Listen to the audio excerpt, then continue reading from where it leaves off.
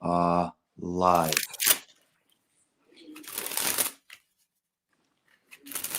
We're on like the television. A hypnotist and a magician go on a live stream, and they talk about mind weapons. Yeah, the evil mind ray guns of the Sith. So, what did you Yes. think about that story I sent you of the CIA getting blasted in the brain by a secret energy weapon? Everything's becoming more increasingly sci-fi. Richard sends me something around like 1 o'clock today, and the headline is, well, what was the headline? I don't know. Secret ray gun melts brains of CIA operatives. Did you see the art that he made to describe his pain? I was like, of course, only that art would come out of a CIA agent. Right. So, Super goofy art. so okay. To summarize, this is real. I would assume it's real, right? Yeah, it's been reported on other news networks as well. Yeah, it's an ex-CIA officer, agent. He is now. He was Okay. working at the time, and then he started to get some really bad symptoms, and he complained about it, and the CIA didn't believe him, so they wouldn't fund his medical support. Okay. So this is the report. It's a little still slightly unclear, but basically, this dude reports that he started, what do you say, experiencing symptoms Yeah, of like what happened exactly? he couldn't concentrate. He was in pain, and his brain was not working well. And it seems that in the CIA station in Havana, Cuba, there's a number of people who've gone off sick. And the only explanation that they have for it is that they've been targeted by a sorry, not a ray gun, an energy gun that fires into their brains and disrupts the brain's activity. But we don't know what it does. We don't know if the effects are permanent or.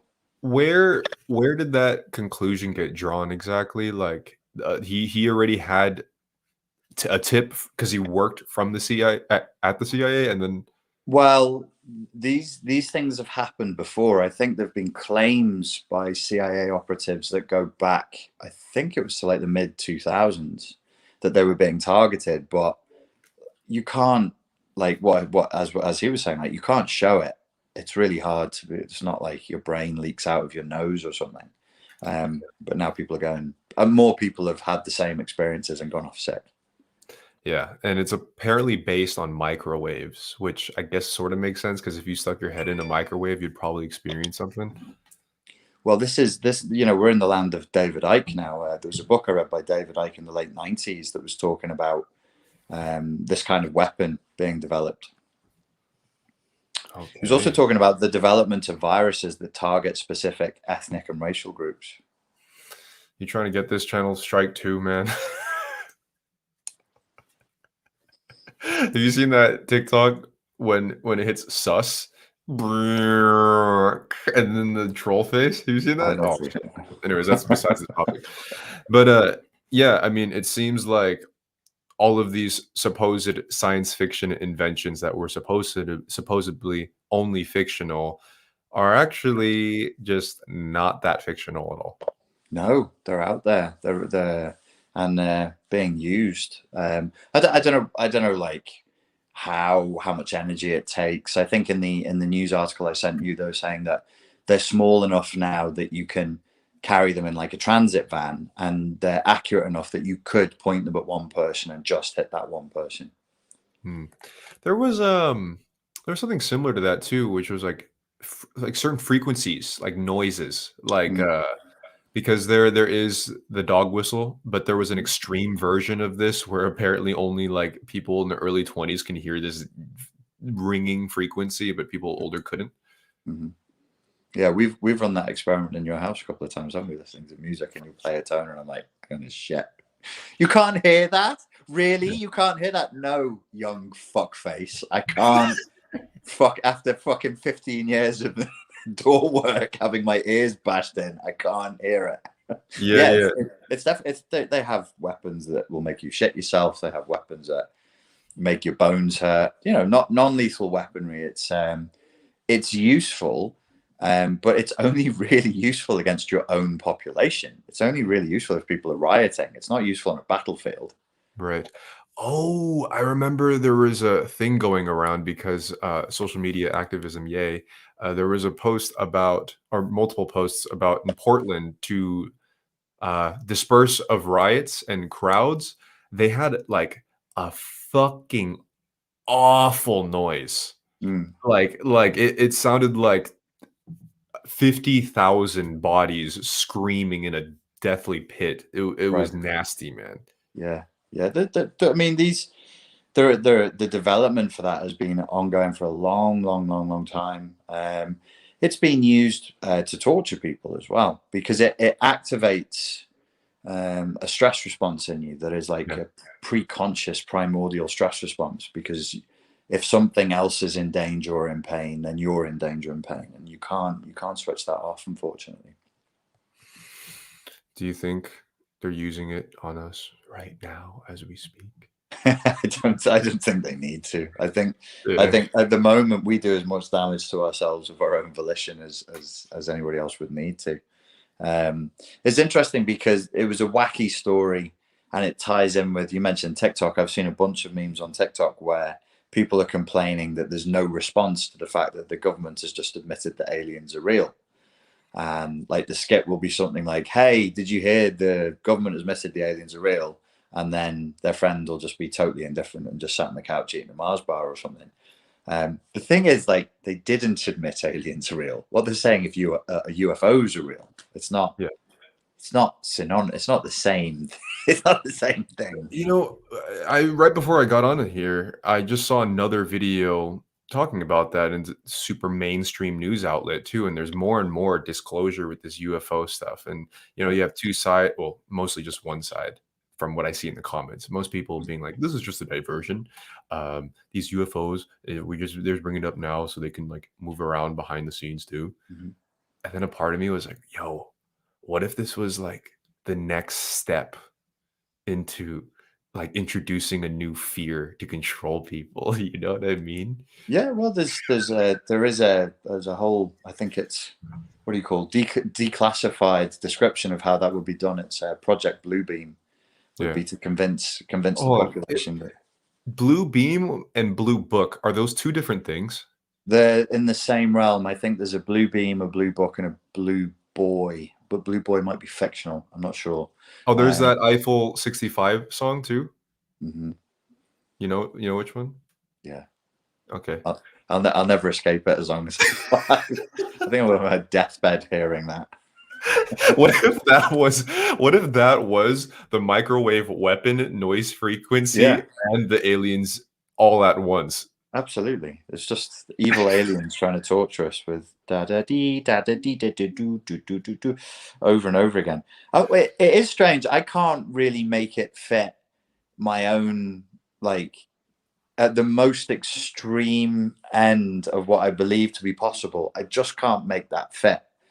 I'm not like, okay, what? Like, what are we trying to say here? The UFO phenomena has been around for a long, long time. My dad was in the RAF, and he said that there was so many reports that they just stopped logging them because there was nobody to report them to.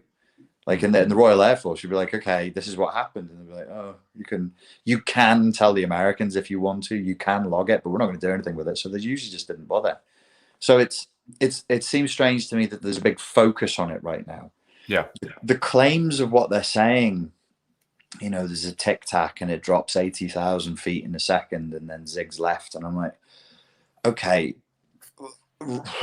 so really, there's either amazing technology created by humans that basically defies the laws of physics, because air pressure alone means you can't drop 80,000 feet inside of a second. And Yeah. there's no mechanical way. We just can't. We'll never be able to do that unless these laws of physics that we operate in disappear. So I'm like, so is it? It's not human. Is it alien? And I'm like, why the fuck would it be alien? What a weird. So aliens are sat there going, we want to initiate communication with humans. How should we do it? Let's just be really vague and irritating. Let's just do that. But that if I was an alien, I would probably go that route too. You know what I mean? Because I was like, because it's like if aliens just saw me, like if I was just like landing somewhere, I'd be dead in a second, you know? So maybe we just gotta like tease them a little bit with a bit of foreplay. You can't just hop straight into it, you know what I mean? Like, Maybe I'm getting too old and too cynical. I'm just like, you're like, just show me 0 it to 100 reeks of now. it reeks of nonsense. It just reeks of bullshit. Well, I'm like, okay. Well, I have a hard time watching any series or any movie at all, but turns out like the only thing that I can fully get through in the Mm, last month was the Bob Lazar documentary on Netflix, mm. and I finished the whole thing. Was Have it you? good? Have you? I personally like this type of shit. I You don't think like Bob it? Lazar is You the think he's full of most shit? preposterous fucking monster. He is a Really? liar. So? I think he's an intelligent man who's worked on the edges of classified sites 100%, and he knows people, and he's got a brain on him, but he's a bullshit artist, man. I mean, and unfortunately, if you lie or exaggerate on one thing, like a lot of people, I would just have a question mark over everything that he says thereafter. But he's a absolute fucking huckster. Total Really? huckster. Yeah. How far have you looked into this? Were you like deep into it? Give me any claim that Bob Lazar makes. Well, you're not going to watch the documentary, but the whole documentary is challenging his legitimacy, Right. basically. So it's framed not on his necessarily, like it's sort of, but at the same time, it's really challenging a lot of his claims throughout it. And well, maybe he just hides it really well. I don't know. What does he hide? The little alien corpse that he said he saw them doing an autopsy on. He no, but he even said in it, like, I didn't claim that I saw an alien in there. Like, Okay. it was a millisecond glance, and I saw these two people are probably like with a doll or something. Like, That's he revisits a classic. lot That's of it. classic huckster shit, man. Because like, book me for a seminar and I'll tell you more. I didn't say that I saw an alien. I saw the figure of an alien. Okay, whatever. It's a fun idea to play with. And if we move past this, it's the fact that there's a lot of UFO talk at this moment out of any other time. And I'm wondering why now. Sure. So, okay. So with Bob Lazar or the UFO talk or anything, because this is one of those topics that like it can send people into apoplexy, and we'll get like a spicy comment section, which is okay. Anybody who has an opinion on this, I would say, okay, do you understand the distances that have to be traveled to get to Earth? I mean, you have to be moving at greater than the speed of light. Is the alien a carbon-based life form? Does it have a life cycle? Does it have a mouth and a butthole? Like, how's it, how many are coming here with what purpose? And then when they get here, they crash land in the Arizona desert, and the men in black pick them up and do autopsies on them. So they're amazing geniuses, and they're also fucking idiots who crash land. Right. That's why I don't usually go that far, Right. in terms of finding a crashed spaceship with a little man in there and stuff like that. Because if they are technically that fucking hyper intelligent, like why would they even allow something that's a human mistake to happen? Isn't one of Bob's central claims that he was at a site where they worked with alien technology? That is something he claims, right? Yes, and he doesn't necessarily claim that it came from aliens, but he would describe it as not human, because the way that this craft has supposedly worked just is beyond a lot of human spacecraft or just crafts in Right. general. Yeah. Ben Wagner in the comments says, "You're thinking three-dimensionally." That's right. So if we think four-dimensionally, or multi-dimensionally, there's no reason for a biological entity to physically travel here. Multi-dimensionally, there's no travel, which means there's no craft, there's no UFO. And if they're truly multi-dimensional, there's probably no body. So if we have alien thoughts or alien songs, or I would believe that like alien music has landed here before I believe that an actual alien in a boat that flies through space has got here. Does that make sense? Yes. Well, yeah, I completely agree. I mean, you can inhale some DMT and you'll know that aliens exist. You know what I Yeah. mean?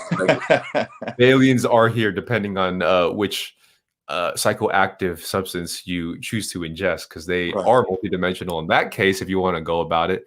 But like, if you want to play with this idea here, maybe in order for the average human mass to understand that presence, they kind of have to play within that three-dimensional field somehow. I'd be open to that. I'd be open to the idea that hyper intelligent aliens are like, these people are fucking idiots. What would they think is possible? Well, they travel around in boats and cars and aircraft, which are all basically boats. So, and they're little flesh based, carbon based life forms. Let's just make some dolls and a doll craft and show it to them to introduce them to the idea. Why would you do that? Like, why would you do that? Listen, the universe came to be out of boredom, and creation is from boredom, whether they Yeah, be babies, art, yeah, music, or yeah. flesh suit adorning aliens. Yeah. They're bored. They're bored. So they're just basically here to fuck around. These are like the kids of a superior life form. They're the naughty children. Like, have you been playing on Earth again? No.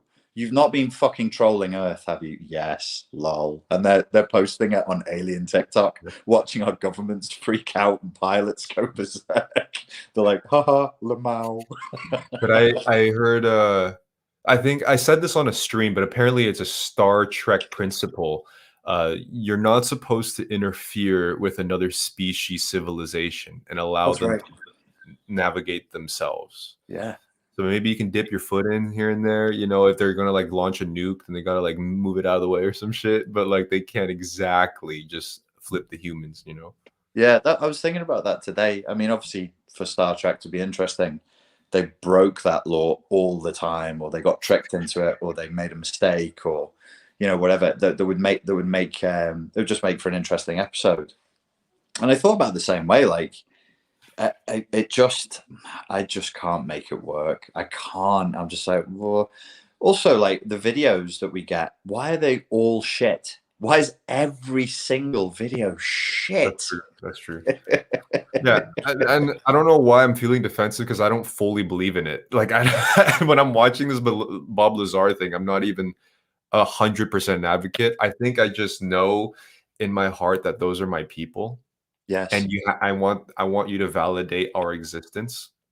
Well, I mean, it's very much resonant with Joe Rogan's position because he loves Bob Lazar. Like, he really believes him 110%.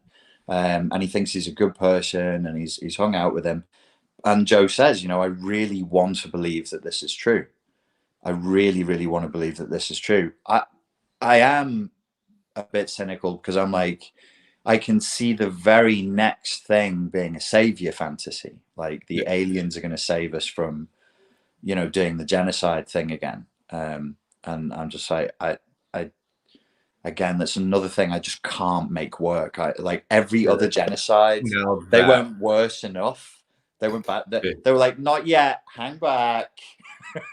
now that I think I've mentioned it before, is Yeah. like the human ego knows no bounds. Like, Mm, we're willing to have an extraterrestrial species mm, center not only around us being saved, but also to be destroyed. yeah. Like, either direction, you're placing our species in the center of the collective galaxy consciousness. Like, Yes. we're so special to not only think about to save, which is Yeah. pretty reckless, but also to destroy. And yeah, exactly. And I think, just to clarify my point on this, because I sound like I'm being super disparaging. I think it's more likely than not that there is alien intelligence. I suspect you mentioned the psychedelic element of it.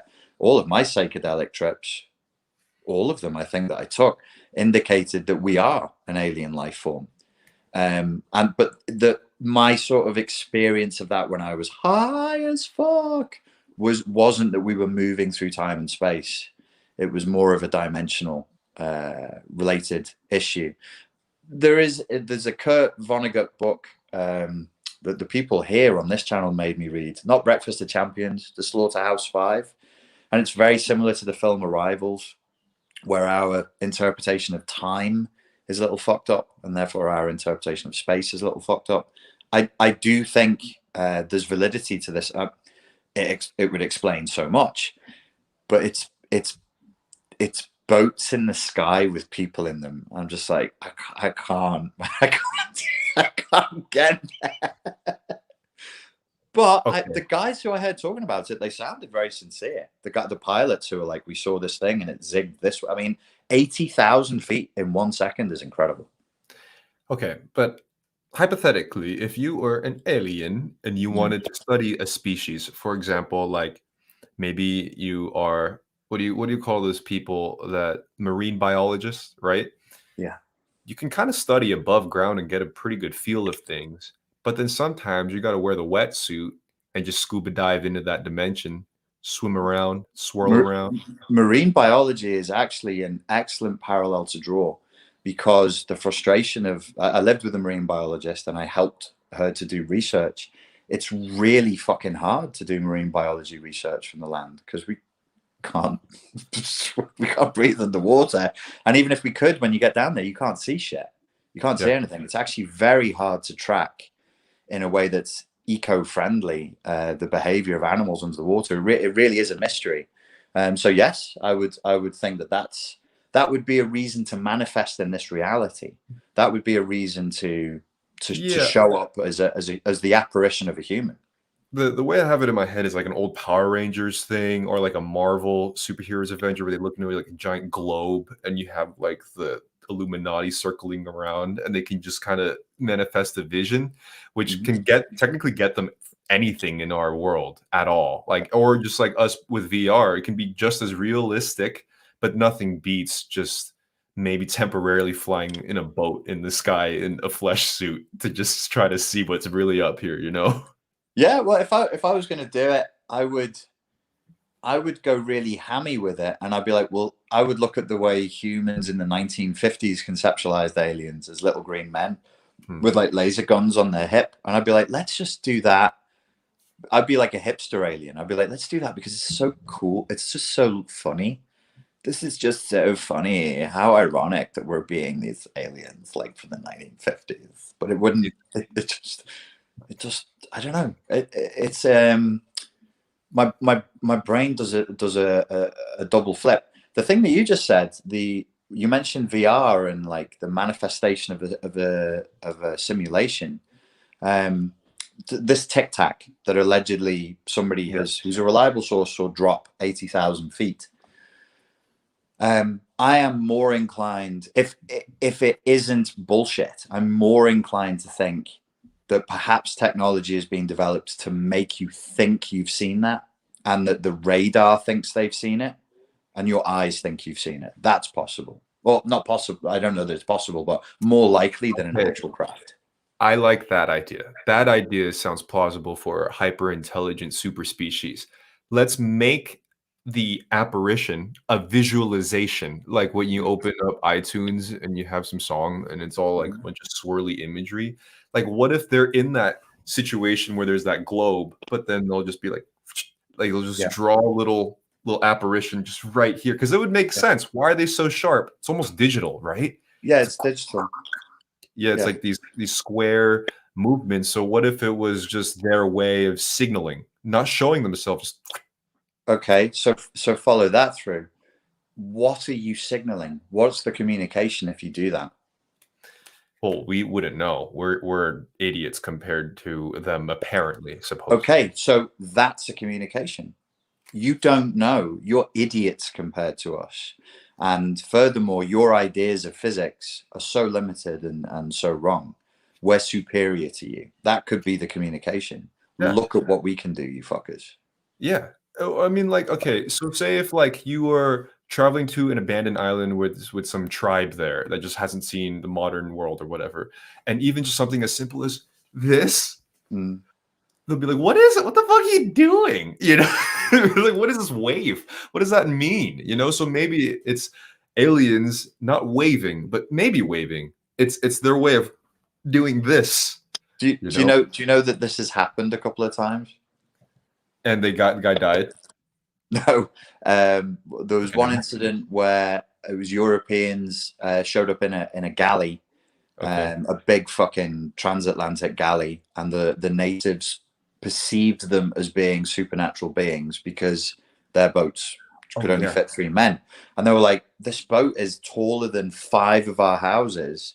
And there's an infinite number of humans in there because people just kept on coming out and they were climbing the rigging and they were like, holy shit. There was another case where a cargo plane flew over an island and they created a cargo plane cult. They I worshipped the saw that. cargo plane. You saw that, Yeah. yeah. Yeah.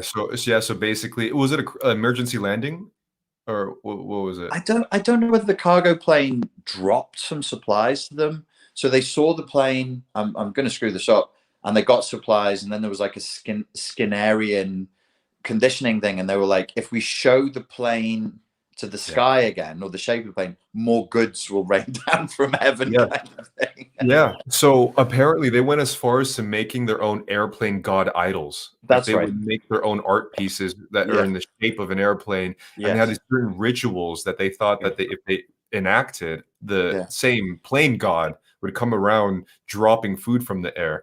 But Yes. like, bro, think about being in the position of that tribe. You just Yeah. food flies out of the air. That's crazier than us seeing UFOs right now. UFOs Yeah. aren't giving us fucking baked beans. Like, what the hell? You know, like if we are the aliens, man. Because imagine you couldn't even conceptualize something flying besides a bird, and Yeah. then boom, you have dinner. Yeah. What? From the sky, manna from heaven. Yeah, there's because I'm a bit of a weapons nerd. There was a period where we were trading with Native Americans, and they saw the rifles, and they really wanted the rifles because they knew that rifles, the flintlocks, would kill people. But they didn't know how the flintlock rifles worked, so we tricked them by selling them wooden cutouts of a flintlock rifle. So they just turned that into a fucking weapon and started mashing our heads in with the fake weapon that we gave them. Yeah, if you watch Last of the Mohicans, you'll see the Huron tribe have tons Hmm. of these fake flintlocks and they're bashing the fuck out of people's brains. Because But I like, was looking at the weapon and I was like, what the fuck is it? Who designed that? And it's actually a fake flintlock. so they would instead of shoot a rifle, they would use it as like a bat. Is that what Yeah, you're yeah, saying? exactly. So, on an old flintlock, you have Yeah. this huge hammer you have to cock. Yeah. So they just created a spike there. So Okay. they instead of holding it, putting the butt in their shoulder and going pew pew because that did nothing, they held it by the barrel and they just mash you with the flintlock hammer in the brain. So we were like, ha ha, we sold you fake weapons, and they're like, bitch, these ain't fake. Dude, if if nothing describes humanity in one scenario, here's a fake weapon. Oh, what if I made it a real weapon? Yeah, And like that's humanity. Like yeah, we yeah. weaponize everything. With aggression and intent, everything becomes a weapon.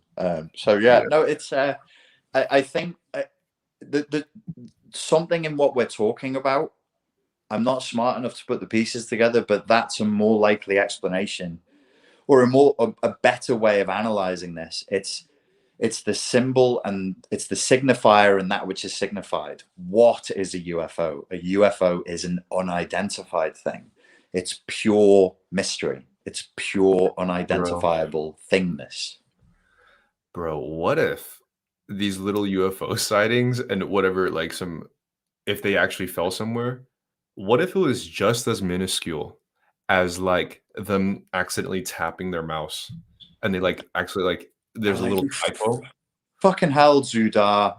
Yeah, Just I give them know. another sighting, you fucking melt. Yeah, but yeah, exactly. But it's like so minuscule that it's just like one letter off in an essay. It's just like oops, or like some screw falls off of, like, you know how in a PC, like just one screw falls off, and then that falls into our dimension just a little bit. You know, that's why you Yeah, see, and it just locks in for a little bit and disappears. that's more like simulation theory. It's like the Yeah, Jim Carrey film where the stage lights start falling from yeah. the ceiling. So there's like maybe it's more of a glitch in the Matrix than anything else. Yeah, I mean, yeah, technically, and that matrix could be the where the aliens are, but it's just like something as miraculous as seeing a UFO could be just as minuscule as somebody dropping a screw. Yeah, yeah. Or when you're playing GTA or Call of Duty and you go to a place you're not supposed to go to and you just bump into a pixel, you just start running at wall, but no Yeah, designer did anything with that wall because you're not yeah, supposed to be there. So you're just looking at nothing. yeah. And you're like, what is this? What if those things were just dead pixels in our reality, dude? I kind of get that feeling when I fly anyway. Well, probably because you're moving away from the Earth towards the stars, and there is this sort of like, oh, we're drifting off the map. We're going to the edge of the game here, and it's always for me, it's always a somewhat mystical experience. I get very emotional on planes. Very emotional. I'm very emotionally vulnerable on planes. Yes, same. It's also the music choice and the possible plant infused brownie that I could have ingested, but I don't do that.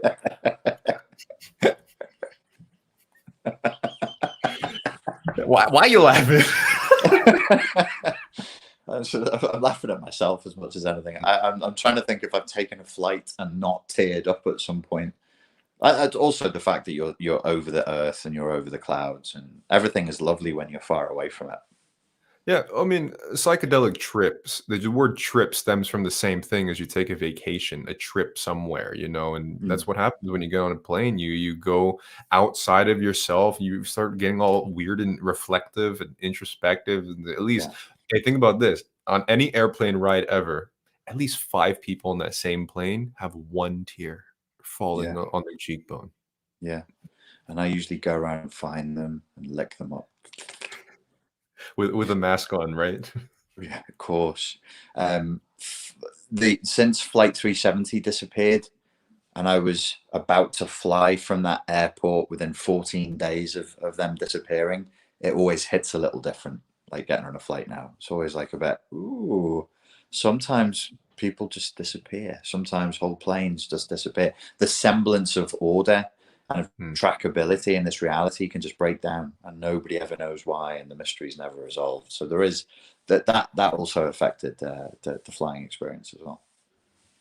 You ever fly past Bermuda? Uh, I, it's in the Caribbean, right? The closest I've been is the Dominican. That's it. Yeah. You're actually in it right now, Richard. Wake up. Yeah, I will eventually wake up to wake up to wake up to wake up through multiple levels of weird realities until I'm just a triangle. Yeah. I mean, talk about weird realities. Like this whole thing, man. What if this whole dude, I was actually thinking earlier today, I was like, since you're out of Prague now, and you're Mm. much happier out of Prague, and the weather's there is better, and you know, you've been to a few places already. And there's enough months that have passed by. When you look back on those situations when you had to go incognito with the grocery bag to a gym and getting down on the floor with the lights off, like, like what is your take on this now, months down the line? Well, my take on it is I feel extremely sorry for people living in Prague. I think it's incredible how long they've made this lockdown last. I think it's incredible. But It's did you but did months you and months. feel like you were like reliving a film in the 1940s? Like in when you were stuck here for a few months? Because it was eerie, man. I look back at the last winter and I'm like, dude, that was a movie. It was weird. I was watching a TikTok yesterday of three girls in Israel, and they're out on the streets, and Hamas starts bombing the street, and they jump down to the floor and they start laughing, which is when you're in a stressful situation, it's not uncommon to do that. And Yeah. there was an incident in the gym in Prague where the police came by. So the lights get switched off, the music gets switched off, and a gym full of bodybuilders just lies down on the floor in the dark. And I was like, this is, I'll never live this moment ever again. As long as I'm like, this is so weird. None of us said anything. There was no, you didn't have to say what to do. We all just instinctively knew what to do.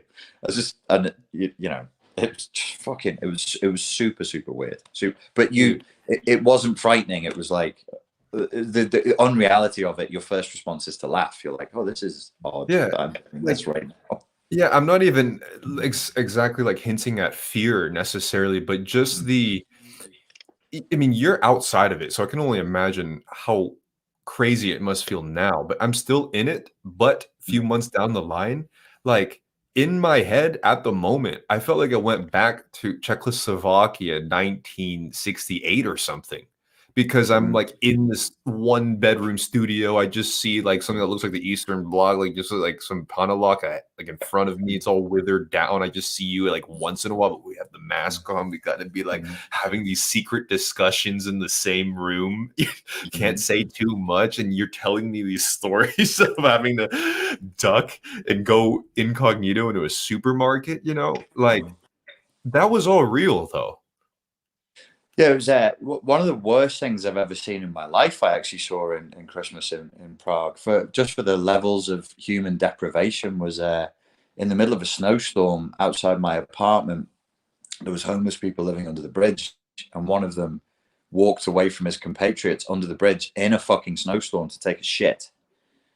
Oh, with just a bunch of apartments and a main road just looking at him, and he was just taking a shit in a snowstorm. And I was like, what? How? What? I couldn't. You know, I've been to Cambodia, some of the poorest areas in Thailand and Malaysia, and I've seen some pretty crazy stuff. But that ranks, man. That really ranks. It's in the middle of the day, and I was just looking at him, going, I wonder what's going through his head right now, if anything. Yeah, and taking a shit in a snowstorm. That's going to be the title of my next release. You know, it's one thing to take a shit in a developing country in the middle of somewhere, you know, and that, you know, it's maybe not a regular occurrence, but it happens. Maybe in LA too, in Skid Row. But it's one thing to have the context of these lockdowns and this whole political uprising, the incognito-ness, then and then seeing some dude in the snow in Prague taking a shit in the middle of nowhere. It's like, it's a lot. It was a lot. Well, and I'd just come from Dominican, Miami, and LA, and then straight back to that, like the deepest winter in Prague. And I fucking hell, that changed me that winter. That was a fucking hard winter, and it changed my head. It changed me a lot. I think it's a bit more. We can tell, Pierre. I think it's obvious on me. I don't know how it's changed you, because you seem just as healthy and happy, man. I feel like I've come out of the trenches, man. I think the emergence for me is that I'm probably a little bit tougher than I was before it happened. And so in terms of commitment to my own goals and a sense of urgency, I have a stronger sense of urgency for sure. Really? Yeah. I think I'm finally coming out of that phase, or coming to that phase at this very moment. But I guess in the middle of it, man, like I couldn't just do or reflect on simpler things. You know what I mean? Like this weird survival gene kicked in that was a recessive gene somewhere. I didn't even know I had this, but all of a sudden I'm like working out more and like boxing and just like fucking tired of all this other symbolic shit. And I've never been in that mode in my life, you know? Yeah, no, it's I've seen, obviously I'm connected to this thing that is called the manosphere. So I'm seeing people who are very, very involved in masculinity, and that's really ramped up in the last 6 months, because I think there's a sense of threat. There's a sense in which we are in danger. Our lifestyle is in danger. We don't have an identified enemy yet. But there is a sense in which this probably will result in some violence. So yes, I concur. I resonate with what you're saying. I've had a similar sort of thing of, I just noticed changes in my lifestyle, changes in my training, changes in my attitude, and I'm like, it's the Adlerian thing that Jordan Peterson always refers to as like, well, you say you believe this, but how do you act? And I think I'm acting like somebody who believes that there will be violence. But if you ask me, I would say, no, I think everything's going to turn out okay without violence. Yeah, right. No, yeah. And yeah, no, I mean, on my end, like it was crazy to see this like black and white day and night switch of what my overall personality, attitude, and approach to life was when there wasn't an invisible impending doom. You know, like it was just a playground. Like you just figure out something, do this to grow this, and just maybe this will be funny, and this and this and this and this and this, which I still kind of try to hold on to. But ever since this situation happened, like day and night just completely switched into everything I have to do has to be utilitarian and purposeful. And me sitting on my fucking ass, not trying to get my body in at least sufficient shape, maybe learn a bit of combat just in case. It was almost unconscious. I didn't even choose to do it. It just felt like the right mode. I couldn't I just working on makeup looks wasn't the wasn't the initial mode of action that was instinctual to me. You know what I mean? Definitely don't watch Operation Anthropoid right now, which is set in Prague, or the resistance against the Nazi regime, because that will set you off. Okay. Operation Anthropoid, starring Cillian Murphy, starring two Irishmen as Czechs. Okay. Based on a true story. Operation Anthropoid. Why do you bring that up? It's just worth a watch if you're stuck in Prague and you feel like there's an impending totalitarian state that might need resisting. Operation Anthropoid's not a bad place to start. Well, I think it's happening everywhere. Speaking of which, that's a great segue. Richard, I heard you have a new video off of a gold mine of a video that you found. Yeah, I found a video called, I think it's just called Communism. And it's from 1966. It's an American public service announcement that breaks down the various phases of communism when it's being instilled in a society. And you can see how we're going through each of these phases. So I shot a video that Pierre has edited, and I'll be releasing on my channel after we finish here on Tentacle Croissant. If you're interested in that, folks, you can check it out on my channel. And it just goes into a breakdown of how what we're going through at the moment looks very much like communist infiltration. Yeah, maybe. Do you remember the 5 just off the top of your head? I might. I remember that phase 1 is to divide people along any and all lines for no reason whatsoever, just to create division. Yes, I have it right here. So really quick.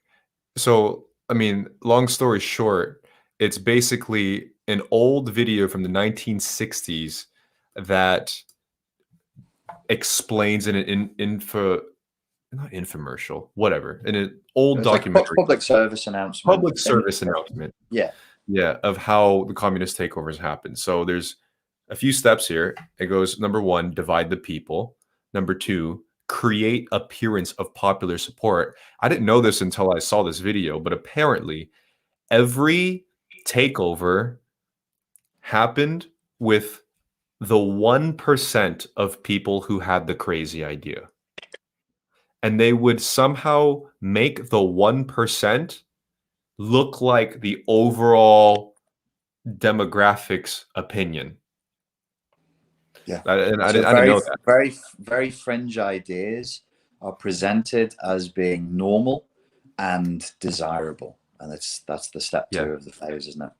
Yeah, so it's creating the appearance of popular support, because when these regimes came in, they weren't exactly supported by everybody. It was just supported by 1% that they somehow did some woo-woo magic and made it look like everybody supported it. Number three was neutralize the opposition, which is shaming others for having differing opinions. And was it Lenin or Stalin who said, and it's Lenin, if the opposition complains or calls out your tactics, deride them as racists and fascists? Yes, yes. Call them names who disagree with you. Yeah. It's unbelievable. Written in the 1960s. Like, and Oh, then you have Lenin would have written that in the 20s probably, or earlier. wow. Then you have precipitate mob violence, aka instigate chaos, instigate violence in mobs, so then that way they can put more authority and force to fix it. Yeah. Create as much chaos as you can, try and get people rioting, agitate. Was part of that phase, was that recruiting intellectual students to be the vanguard of the chaos? I think that was around there, but maybe more it fits on the semblance of revolution. Right, Maybe the final phase. those two. But anyways, so this is crazy. I was like, oh god, this is exactly happening right now, because in this stage here in the handbook, it literally says we must convince the educated youth students who attend university and the middle class with these ideas. So it was basically indoctrinate the younger generation to push forth these ideas. Yeah, and they specifically said what I'd said on an earlier video, which was you can appeal to young people's sense of a desire for justice and utopianism, which is a really easy thing to do. So it's actually a Marxist, Leninist, Stalinist, Trotskyist tactic to deliberately appeal to young intellectuals who are actually, ironically enough, typically from the bourgeoisie class. They're typically privileged people themselves. So it evolved away from Marx as the years went by. It was no longer oppressor and oppressed. You can't keep talking about class if your vanguard is a bunch of fucking rich white kids. Class is a bit of a so it's better to talk about other systems of oppression and other divisions. Right.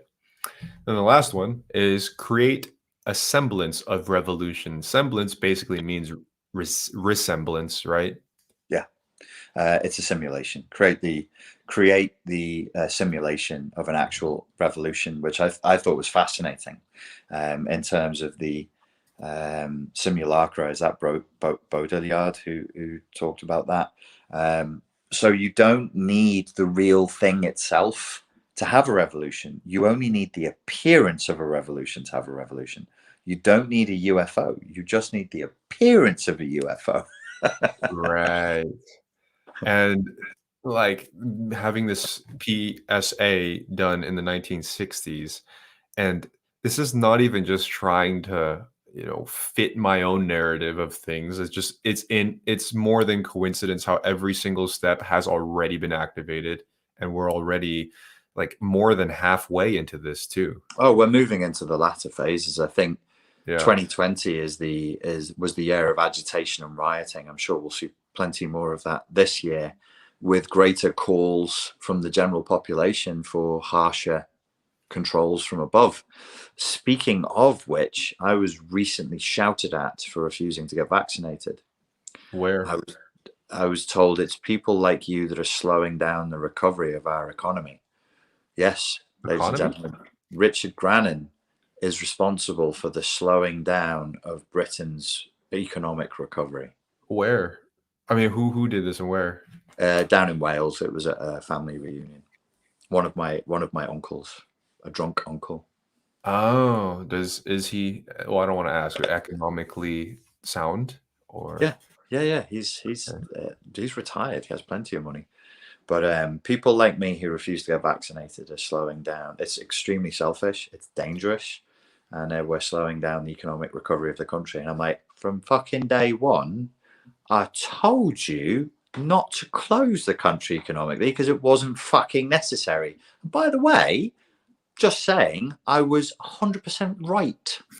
100% right. Look at Sweden, look at Florida. It's amazing this whole narrative just misses out Sweden and Florida, places that didn't go into a hard lockdown, and they were not piling the streets full of dead people. But, we're following the science as long as the science follows our pre-approved prejudices and beliefs. Yeah, there's more and more news articles, headlines, news segments that are proclaiming people that don't want a vaccination to be terrorists. Like you're using that language, terrorists, far right extremists. Terrorists doing terrorism. Yeah, so I mean, it's already happening in that sense too, which is pretty wild, man. Yeah, so that was and everybody around me is just like, when are you getting vaccinated? Not if. And I'm like, that this isn't a vaccine in the way that we've ever understood vaccines in the history of human medicine, right?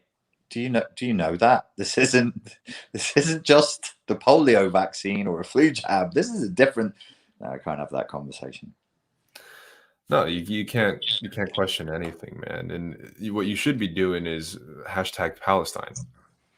Oh God, did you see that Abra and Preach came Yeah. out and said, stop telling us to talk about fucking Israel and Palestine? I wanted to bring that up to you, man, because Okay. I've been ranting about this shit like somewhat behind closed doors, but not really, other than a random Instagram live where I just shouted at my entire platform. Like, but that was before they made that video. So I'm wondering if Abba's got a glimpse of that video. But regardless, we share the same perspective. Abba and Preach made a video just being like, stop telling us what to fucking post. It's we don't know much about it. Why open your mouth on something that you don't even know about? Maybe, it's like, and here's the thing. It's like, if there is a situation anyways that maybe I could be interested in, I would still take at least a week researching the nuances of the thing before I open my stupid fucking mouth over it, because things aren't that simple. But apparently you're a bad person if you take that time. You have to immediately, because you're privileged to use a platform, you have to use your platform in the way that we want you to. You are now our mouthpiece. In the way that they demanded you speak up about Yemen and the genocide of Uyghur Muslims and Hong Kong. And it baffles my mind how people can't see how fucking puerile and narcissistic they're being. They only care about the subject du jour. Do people really think Israel and Palestine started last week? Yeah, I was like ranting at you about it. Like, dude, these people, like, this is exactly why I don't want to post shit anymore, because it's just like, I have to be a political pundit. I have to be a news anchor. I didn't sign up to be a fucking news anchor, but I guess I have the voice for it or something. So I was like, dude, this whole Palestine shit's been happening for like 2 decades. And then you're like, well, Pierre, it's actually happened for almost 100 years. Well, yeah. I mean, it's 1948 to now, but the selling of that land to the British Jews is the Balfour Declaration. That's, I don't know when it is, but it's certainly before 1919. It's a long time ago. Yeah. But we're not supposed to have that conversation. Yeah. And it's like, if you want to post about a cause that you want to post about, that I have no problem with that, and good for you and good for anybody who cares about it. But when people are pressuring others out of their own narcissistic elation forcefully, then I have a fucking problem with that. Well, like, who's anybody to tell anybody else what to fucking post? Yeah, it's like, somebody tells me what to post. My response would be, go suck your mum, you pussyo. Dude, and on this back and forth with Abba and Preach here, I'll quickly read it. And it's like, damn, I wish I could just say this when people say this to me, but like, I don't have the fucking balls for it sometimes. Anyway, so the person goes, you guys said we don't care. The least you could do is spread awareness. It's called having empathy. You have the privilege of having such a large reach. Use it. And what is spreading awareness, for the love of Christ? Will somebody please tell me? and then Abba goes, don't want to. Same way we didn't want to talk about Hong Kong or Haiti. Where were you then? Let me scroll to see if you asked us to use our privilege then. Nope, nada. Where's your empathy? Yeah. Yeah, it's selective empathy. It depends on what's going to make me look good today. That's their empathy. Like, what's going to make me look like a really good, what's going to get me the most attention and the most virtue signaling points today. And I'm just like, seriously, where the fuck were you people with the Yemen? There was nothing. You didn't say anything. You didn't say, like, I didn't see anything. There was nothing. But this, all right, maybe what we should say is killing people is bad. Me personally, Pierre, I'm against murder. I know you're for murder, but we all have different. I like pineapple on pizza. You don't. You're for murder. Dude, it's like these people want everybody's Instagram feed to be the most traumatizing collection of the horrors of humanity. Like, and then they think this is for the good. It's like, I want everybody's social media feed that I see to repost dismembered limbs, this, a bombing, police brutality, this and this and this. And if you don't post the horrors of humanity, then you're a bad person. Yeah. I'll say this: like, if people will write me a 5,000 word essay, if somebody writes me and it's not copy pasta, a 5,000 word essay on the formation of Israel and the Israeli-Palestinian, conflict, for want of a better term, I'll consider reposting it. But that's as good as I'm going to do. I'm not just going to throw my fucking, my name into this thing. There's just no way. Dude, no you know what? way. You know what the irony is about this? I commented on their post saying this approach will inevitably backfire. Hearing this just makes me not want to speak about anything anymore. And then I realized that because it's social media, everyone misinterpreted what I said. They thought I was defending the person pressuring Abba and Preach. So they're like, that's not the point being made. The point is that and I was like, oh shit. No, you have to be so clear. Everything now on social media, I've noticed, is moving towards like pithy. If it's not a pithy throwaway sentence, motherfuckers are not going to read it. Yeah. So you make it one sentence long and clear as fuck. Because if you add nuance or multisyllabic words, they just won't read it. Yeah, and the thing is, it's like they're just this actually, I was going to delete it because I could have rephrased it better. I was like, no, it's good because first of all, there's a lot more engagement when people want to argue because that's how the platforms are built. But second of all, it's a really great example of how unclear social media discussions are inherently. Like, I didn't say anything bad necessarily. It was just an understandable misunderstanding. They thought I was going against the post when really I was defending it. But just for the sheer format of this, it all blew up in my face. So now I have a bunch of people fucking on my side lecturing me the thing that I believe. You're very charitable, Pierre, saying it's because of the format. It's because people are lazy cunts who can't be bothered to engage their brains and read. You put those two together and you have the paradise that is humanity. Yeah, I'm beyond my threshold with the just the rank kind of stupidity. I mean, I remember I had this argument with it was the reverend at my school. Actually, I had this argument with that I was saying it's better to be stupid and good than to be evil and intelligent. And the reverend of my private school was like, no, it's better to be evil and intelligent. And I was like, wow, that's a really dark point of view. If you're dumb but you have good intentions, I will defend you all day long. My God, I may even house you. But if you are dumb, a dumb fucker who can't read or won't read because you're too lazy, and you're aggressive, I just want to push you into the sea. But that's what when you're interacting online, probably I would say 70 to 80% of people who are very vocal and aggressive with this stuff, they're vocal and aggressive because they don't understand what they're talking about. They couldn't possibly be. understanding what they're talking about, because these are complicated situations and they have a complicated history. It's not cut and dry. If on this one you've just picked a side and you're going, this is it, this is my team, this is my side, I'm like, I don't know how you got to that conclusion. I really, really don't know how you got to that conclusion, because only through either not understanding or not acknowledging the history of it fully. Yeah.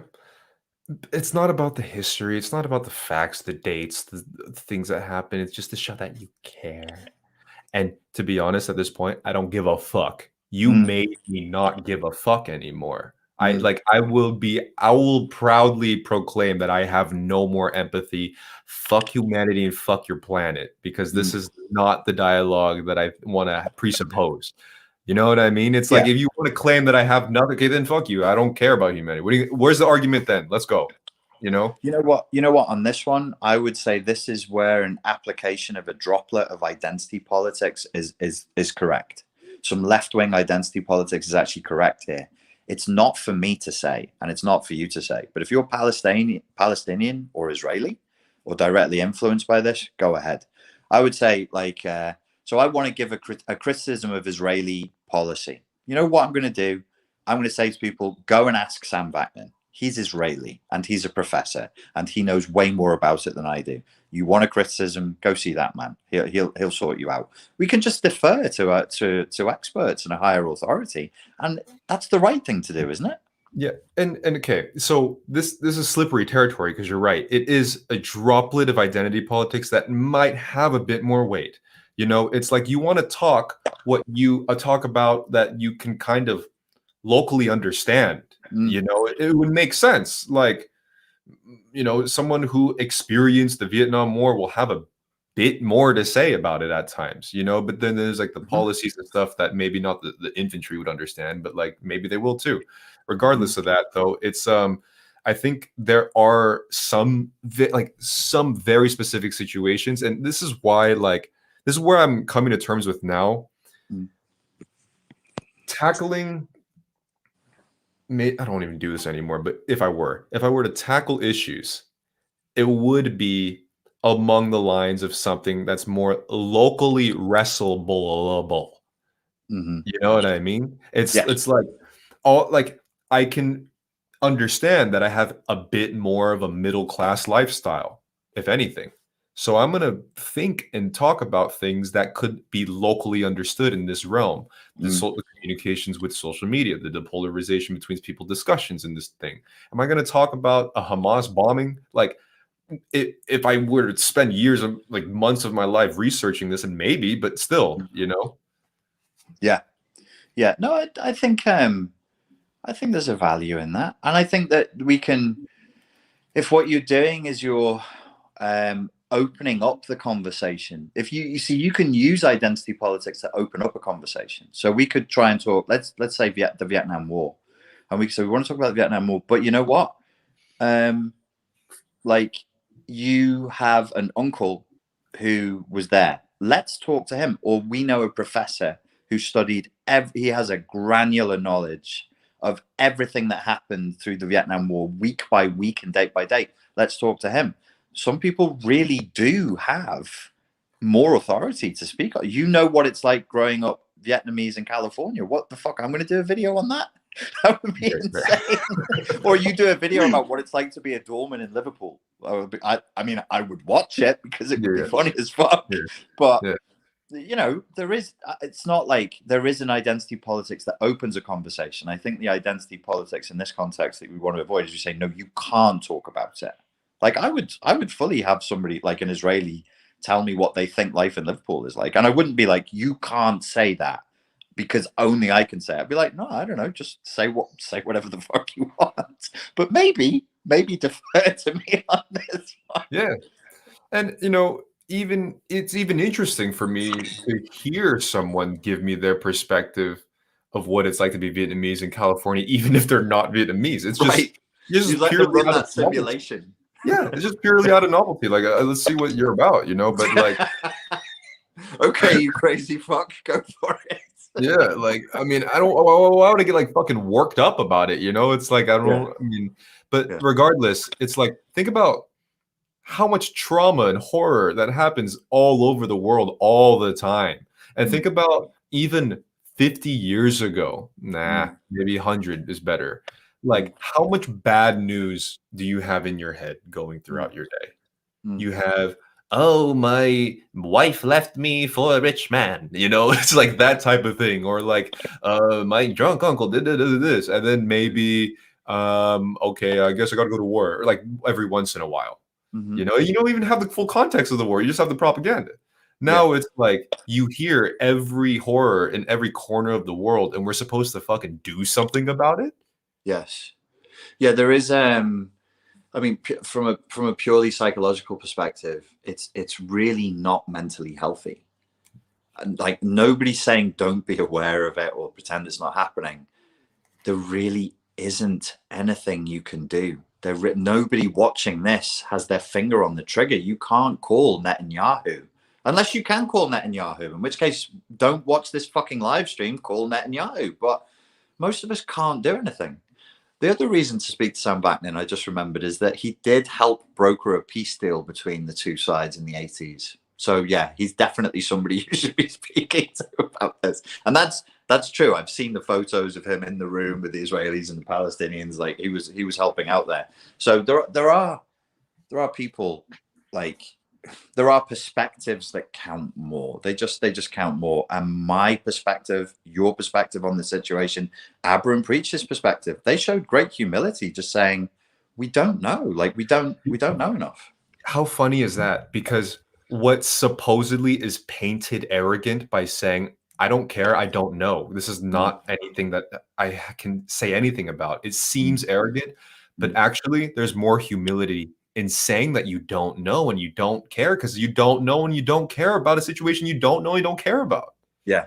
Yeah. It's well, there's humility there and there's honesty. And I mean, I I I worked with Israelis, and I've worked with Israelis, and I've lived for years with Muslims, and I've had Muslim girlfriends. So I've heard a lot about this. I've heard tons about it, and I have a point of view. But it's like trauma in somebody's life when you go, well, what should we do about it? I'm like, the, either make a time machine or you've got to do something that evolves the consciousness that's there in the situation. Yeah. Being an arsehole is not good. Narcissistic psychopathy is not good. So I work to try and reduce narcissistic psychopathy in the world. That's my little contribution. That's better than me saying something that is just going to be fucking, ultimately, it's just noise. People Yeah. are just encouraging you to make noise and it doesn't do anything. Yeah. And again, I'm going to reiterate this. If you are posting about it and you want to speak up about certain things, that's not inherently a bad thing at all. Like, more Mm, power to you.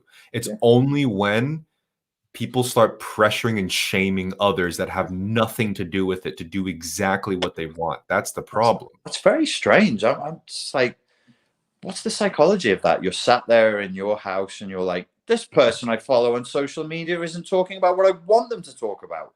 I It's better jolly well go and tell them what they should jolly well be posting about right now. the that Instagram page, Meeting Myself Again. Yeah. I highly recommend everybody to check this page out. It's called Meeting underscore myself underscore again because This is a young lady recovering from the cult of woke, right? yes, it's the only page right now other than Molly that I called molded before. Oops.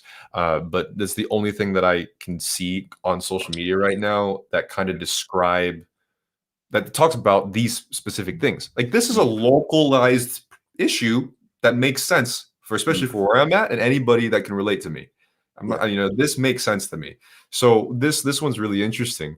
Um, Outrage culture turns the positivity, joy, and peace of others and ourselves into a trigger.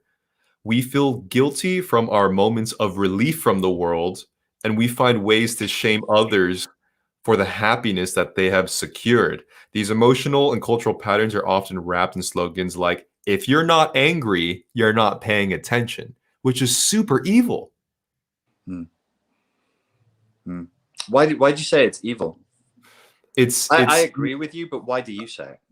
you are literally alchemizing, you're transforming a person's peace of mind, what they enjoy, their absence from the horrors of the world, and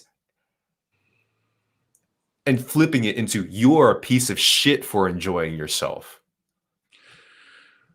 So much of this ideology and the movement has developed a style, right? It's a style of communicating. It's a style of getting things done. And it tends to resemble, I have to say it, like narcissistic attacks or maybe borderline attacks. They're there to get under your skin. They're there to make you have doubt about who you are as a person. Malignant narcissism, malignant borderline personality. So it's quite common. I was talking last night. I've done an interview with a chap I've known for 22 years. He's a local historian, and we were talking about slavery in the UK, slavery in America, the transatlantic slave trade. It's a fucking great interview. It's going to be out next Tuesday or Wednesday. And after we switched the cameras off, I got to interview him again. He said we started talking about the concept of white privilege, and he's finishing his PhD. He's going to be a doctor of the history of slavery specifically. And he's a black guy, right? It might add a bit more context. Yes, he's black. He's from Liverpool. He can trace his ancestry in Liverpool back 200 years. The black community in Liverpool, he was telling me yesterday, is 300 years old. Because he's into the history, he traces his history back to a runaway Jamaican slave. So he can show you that ancestry all the way through. And at the end of it, he said to me, he was really worried about he's a leftist, same as me. He's on the left wing. But he's like, I'm really concerned with what academics and professors are doing right now. And he started talking about this attacking modality of speech. And he was like, what do you think of the term white privilege? And I'm like, well, I can tell you somatically how it makes me feel inside my own body. Like, it doesn't make me want to continue a conversation with somebody, because in 2 words, you're almost discrediting the whole field of experience. And he was like, well, because not every white person is privileged, right? And I was like, yeah, he knows me from nightclub security from Liverpool. So he was the customer. I was the person taking care of him, making sure him and his friends had a good night. And I was like, well, I can show you doormen and taxi drivers. And he was like, what about the lads who I grew up with on my estate? I would never say they had white privilege. And he said something I've never thought of. He was like, but what if I came to you and I said black disadvantage? And I would say, well, I wouldn't argue. Like, I would have that conversation. White privilege is an attack. I don't want to have a conversation. Now you piss me off. Black disadvantage is an invitation. Would you like? It's a statement that is not a dagger driven into you. It's like, there has been historical disadvantages in the black community. Do you want to have that conversation? I'm like, damn, you just turn it upside down. You just invert it. It completely changes it. This is an abuse of language, which is what narcissists do. They abuse language. I see what you mean. What you're saying is, through, in this case, white privilege or any other buzzword, they automatically seal an insult in the terminology, a negative charge of the word. It's an insult. It's a double bind. It's a catch-22. And it, as you said earlier, the implicit message is you are a piece of shit. Let me, furthermore, because you are white, something you were born with, you had no choice in, you were a piece of shit because of something incidental. P.S. You can never change that. You were born in original sin. White fragility, white privilege, both concepts created by white women, white academics. 2 separate concepts, 2 separate books by white women. This actually frames, it makes me understand why I refuse to use buzzwords still. Like, I'll avoid buzzwords like the plague, just because I guess a part of me realizes this spell that's binded with these buzzwords, that just, it's so binded with the word that you will never ever have a positive outcome using them.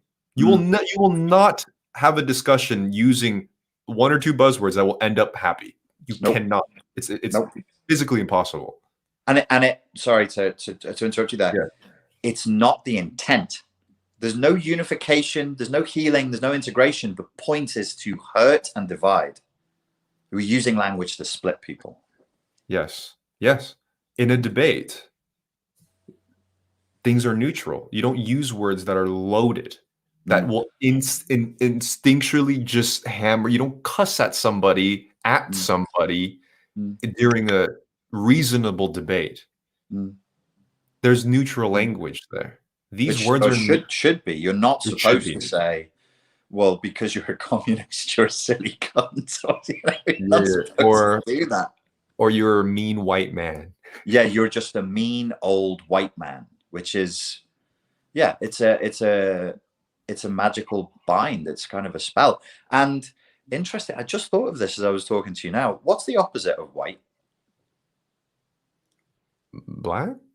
Right, because black and white are not colors, they're tones. So the opposite of white is black. If I'm a working class white man, and anyone, it doesn't matter what their ethnicity, they could be white, they could be Asian, says, you have white privilege, who am I going to be mad at? Black. Because because the opposite of white is black. It's actually I've only just thought of that now. It's a really subtle, covert way of generating racial resentment.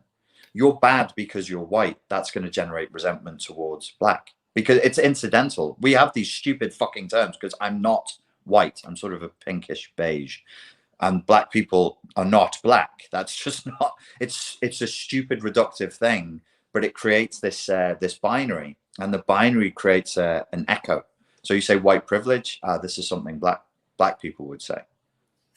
Even if you don't say that, it echoes in the unconscious.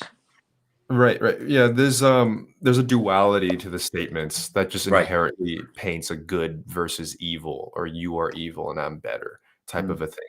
Just the language is just terrible. I mean, there's nobody on this planet when they hear or say these words, they're like, oh, that felt so nice. Yeah. You know, it's obviously like words that just instigate the worst human emotions that you can in a first world basis. Yes. And it discredits a whole field of experience for a group of humans that you have just glommed together. Like white people, like really like Chechens, Russians, Georgians. We're all just the same. That's insane. Let me tell you, when this shit moves overseas, is like it breaks apart so quickly. it breaks apart so quickly. How do you like classify the Slavs in this whole situation and like all this? You can't, dude. You know what I mean? This is the conversation I was having with Lawrence last night. Like the language itself is. You said evil. I didn't use the term evil, but I will do now because I think you're right. I think it is evil. It's purely destructive. What I said is it's stupid, and so it's stupefying. You're dumber when you say this. Everybody's dumb. We're having a dumber conversation. If we want to talk about white people, black people, and Asian people, we're now fucking dumber for it because there's no white people. There's no black people. You can talk nationality. If we say Vietnamese people, Ugandan people, and English people, we've added nuance and something intelligible, some coordinates that mean something. Skin color and the way your fucking face is shaped, glommed, like these Russians kind of look like these Irish, glom. These Ugandans, to my eyes, look like these Ghanaians, and Ugandans are Ghanaians. Like, we don't fucking, well, you do to me. So glom, you're just, it's dumb. It's really stupefying. Sure. And listen, like I know that racism exists. I made a fucking video on it. There's points within this lefty circle that's there. So there's stuff within gender and race and sexuality that is not the most fun topics. But at this current stage of where the culture has gone, it's way less productive to continuously use these words and enter these types of discussions, where I would rather sit back and not use any of these words or dialogue. And I think that actually does more of a positive effect than the negative. Maybe when everything isn't so crazy, we can have a level-headed discussion about my cultural differences and stuff. But at this point, it's more beneficial to not enter this dialogue. Well, and we never used to. the conversation that I was having with Lawrence last night, he was saying these are actually modern concepts. Like Africans were not black people. There's no such concept of being I'm a black. You're just from whatever country or nation or people. That's who you are. There's no, and so these are modern, dumb, anti-scientific concepts. So as you've just said, if you can't use them in a neutral way, really, they always have a negative. You can't speak in a neutral or positive way because they're intrinsically negative. Yeah, at this point, I'm convinced. Like, show me a discussion where you can mention one or two of these words, and it'll end up a happy, good old time and be best friends for the rest of your life. If the rapport is extremely high, and you say something like, "Well, you're a black historian because you're focused on," I mean. But as he was saying last night, he uses the terms, and he was like, "I hate using the terms. I use the terms to be understood, to be coherent, but I hate using." Yeah, no, same. I'll bring it in if I have to, but otherwise, like, I don't want any fucking part of this. It's just none of this shit's beneficial. No. So somebody in the chat said there's more diversity in gender than ethnicity now. There's more diversity in what? In gender than ethnicity now. It's true. It's true now. Yeah, that's true. That's true. Damn. Yeah. No, I think the sort of the optimism I have is the people who were previously silent, like us, we both talked about this privately, and now we're not talking about it privately. We're talking about it publicly. There is much more of a push. You see Douglas Murray, well, you showed me, he's coming out with a new documentary. Yeah. It's becoming a lot more public, man. People are really fucking fatigued from this shit, and they have seen that it's not going towards anything positive. You have Abin Preachers being like, fuck y'all, I don't want to post about any of this stuff that you're forcing me to post. I saw another guy at Long Beach Griffey did too. You obviously, more documentaries coming out. I think we've tried the experiment. I was a part of the experiment. I'm gonna tap into my humility and say, like, yo, I was a big part of this shit too. But I think enough time has passed to be like, this has just ended up way more negative than positive. I can't see this having a positive outcome, Yeah. There's no, there isn't. I mean, if we're going to split people, well, maybe we should do it along like the intellectually curious and the non-intellectually curious. There are better splits. They're more useful. I want a room full of intellectually curious people. Those are my people. They can be weird. I don't care. As long as they're intellectually curious and honest, good. Right. Give them to me. I want to be with those people. But I can't tie that into a color, Richard. I just want to be a color because you know why? When I do my Instagram profile and I want to make a little fist or this, I need to pick the colors. And you put the blue with the red and then the yellow because the yellow don't like the red because the red don't like the yellow. We want it to be neat. I want it to just be neat. Childish. It's fucking childish, this whole shit, man. Jesus Christ. Not neat now. It's nuanced and it makes me think, and I don't like thinking. We have two new releases today, guys. One is Richard's new video, which I think is really good. I think it's his. Do you think it's really well edited? I don't know who edited it. I think it's okay. But I just got a sneak preview. I don't know who edited it. But this is Richard at his best. I think you guys will really like this video. I was like, dude, did you fucking improvise that shit? Like, god damn, bro. That was shit weird, crazy. And I have a new song coming out as well, which will be released before the after party on my second channel today. So I'll be streaming on my second channel with that song released. So we got a lot coming for you. What time are you streaming from? 9, starting at 9-ish. 9, I'll bring it back a little bit. Or so in about half an hour you're streaming. Yeah, or just release the video, man. It doesn't matter. People can just see it, come back. Release it.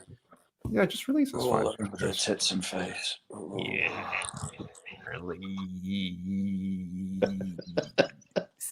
Anything else, man? Should we close it out? Questions, or you got to go? I better go and get this video released because I've done nothing. It's going to be a premiere. I will be in the chat on the premiere. Yeah, you're going to release it right now.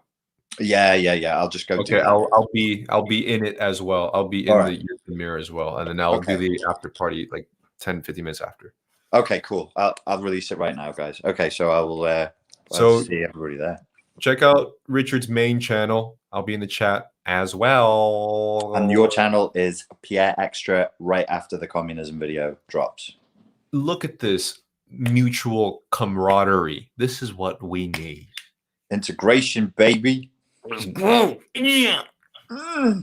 Ladies and gentlemen, thank you very much for your time and for your attention. I have been the Space Squid, and this man has been the elegant. We look forward to speaking to you soon. Goodbye.